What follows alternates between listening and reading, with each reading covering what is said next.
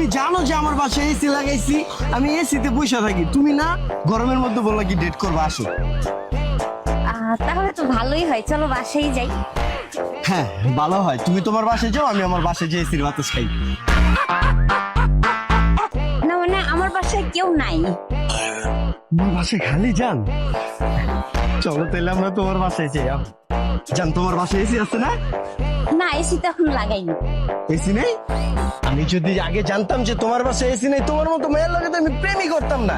এই গরমে এসি নাই, এরকম বাসায় আমি তো জিন্দেগি তো যাব না। ব্রেকআপ তোমার লাগে, যাও যাও একা যাও তোমার লাগে, যাও।